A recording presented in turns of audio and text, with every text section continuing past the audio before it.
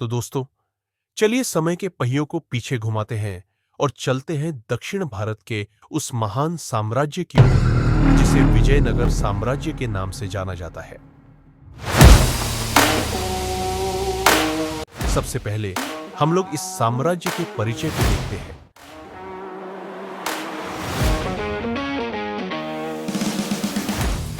विजयनगर साम्राज्य की नींव 1336 ईस्वी में हरिहर और बुक्का नाम के दो भाइयों ने रखी थी। यह साम्राज्य कृष्णा और तुंगभद्रा नदी दोआब में बसा था और इसकी राजधानी थी हम्पी। यह न सिर्फ अपने सैन्य बल से बल्कि अपनी समृद्ध संस्कृति और व्यापार से भी प्रसिद्ध था। अगर इसे एक वाक्य में कहें तो यह हिंदू धर्म और परंपराओं का संरक्षक था। दूसरा, विजयनगर साम्राज्य के चार वंश। अब जरा गौर कीजिए, विजयनगर साम्राज्य के अंदर चार मुख्य वंश हुए जिन्होंने इसे अलग अलग समय पर शासित किया। पहला वंश संगम वंश 1336 से 1485 तक। इसकी शुरुआत हरिहर और बुक्का ने की थी और इस दौरान बहमनी सल्तनत के साथ लगातार संघर्ष चला। दूसरा वंश सालू वंश 1485 से 1505 तक।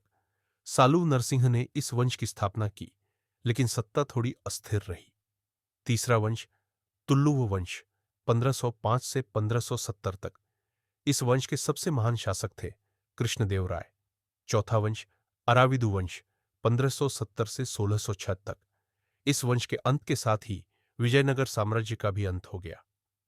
तीसरा, हम्पी की खोज। सुनो, क्या आप जानते हैं कि हम्पी को फिर से खोजने का श्रेय किसे जाता है? यह 800 ईस्वी में ब्रिटिश अधिकारी कॉलिन मैकेंजी थे जिन्होंने इस प्राचीन शहर को खोजा और इसके रहस्यों को उजागर किया। आज हम्पी अपने अद्भुत मंदिरों, मूर्तियों और स्थापत्य कला के लिए विश्व प्रसिद्ध है। चौथा, राय। अब जरा सोचिए, अगर कोई राजा है तो उसे क्या कहा जाएगा? विजयनगर साम्राज्य के शासकों को राय कहा जाता था, जैसे कृष्णदेव राय, अच्युत देव राय आदि। ये एक बहुत ही प्रतिष्ठित उपाधि थी। पांचवा, नायक। अब हम बात करते हैं नायकों की। ये वो लोग थे जिन्हें राजा ने सीमावर्ती क्षेत्रों की रक्षा और प्रशासन की जिम्मेदारी दी थी। इन्हें स्थानीय शासक कहा जाता था, लेकिन वे सीधे राजा के अधीन होते थे। छठा, सुल्तान। अब आते हैं विजयनगर साम्राज्य के सबसे बड़े दुश्मनों पर। ये थे दक्कन के सुल्तान। बहमनी सल्तनत और बाद में गोलकुंडा, बीजापुर और अहमदनगर के सुल्तानों ने विजयनगर पर कई बार हमला किया। सातवां, राजा कृष्णदेवराय। अगर विजयनगर साम्राज्य का सबसे चमकता सितारा कोई था तो वो थे राजा कृष्णदेव राय। इन्हें आंध्र भोज और अभिनव भोज कहा जाता था। उनकी पत्नियां थीं चिन्ना देवी और तिरुमला देवी।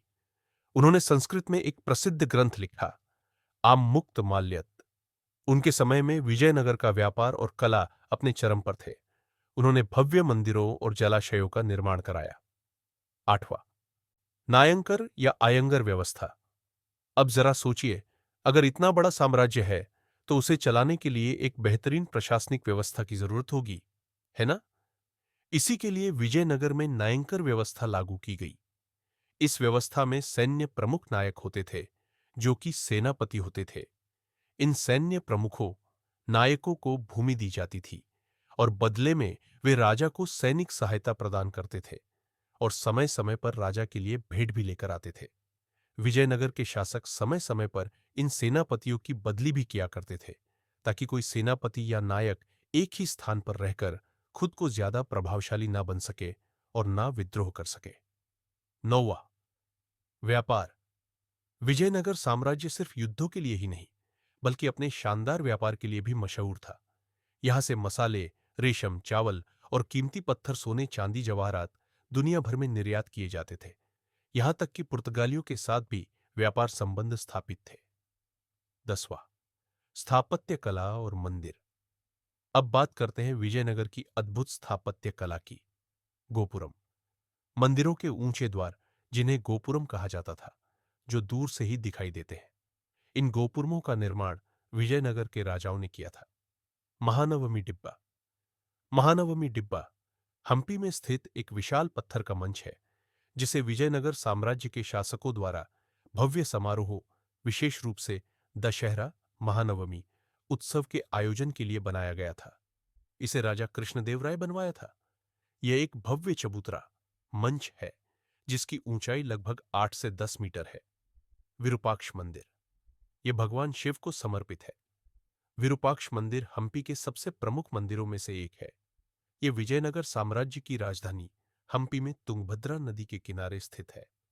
इस मंदिर का गोपुरम मुख्य द्वार लगभग 50 मीटर ऊंचा है। मंदिर की वास्तुकला विजयनगर शैली में बनी हुई है और यह यूनेस्को विश्व धरोहर स्थल के अंतर्गत आता है। यहां हर साल फाल्गुन महीने में विरूपाक्ष और देवी पंपा की भव्य शादी का उत्सव मनाया जाता है। विट्ठल स्वामी मंदिर, यह भगवान विष्णु को समर्पित है। विट्ठल स्वामी मंदिर हम्पी के सबसे प्रसिद्ध मंदिरों में से एक है और इसे विजयनगर के राजा कृष्णदेवराय ने बनवाया था। इस मंदिर की सबसे बड़ी विशेषता इसका संगीतमय स्तंभ म्यूजिकल पिलर्स है जो विभिन्न संगीत सुर निकालते हैं। इसके अलावा मंदिर के परिसर में प्रसिद्ध रथ है। मंदिर स्टोन चैरियट भी स्थित है। कमल मंदिर हम्पी में स्थित एक सुंदर और अनोखा वास्तुशिल्प चमत्कार है। इसका आकार एक खिले हुए कमल के फूल जैसा दिखता है, इसलिए इसे कमल मंदिर कहा जाता है। यह मंदिर हिंदू और इस्लामी स्थापत्य शैली का अद्भुत मिश्रण है। इसकी छत कमल के आकार में बनी थी। 11वां आक्रमण।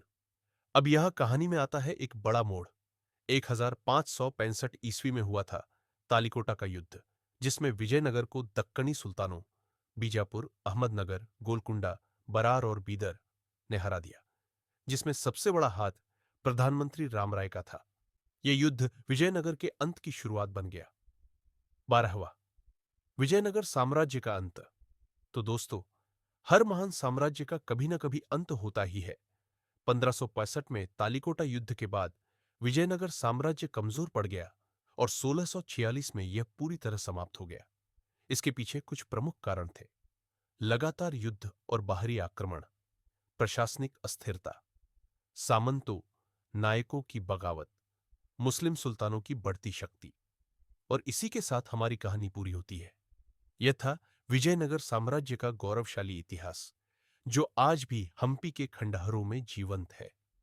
अगर यह वीडियो आपको जरा भी अच्छा लगा हो तो प्लीज लाइक एंड सब्सक्राइब करें, ताकि हम आगे भी और भी बेहतरीन तरीके से नए नए टॉपिक पर वीडियो ला सकें, ताकि आपको एक सही जानकारी प्राप्त हो। थैंक यू दोस्तों, फिर मिलते हैं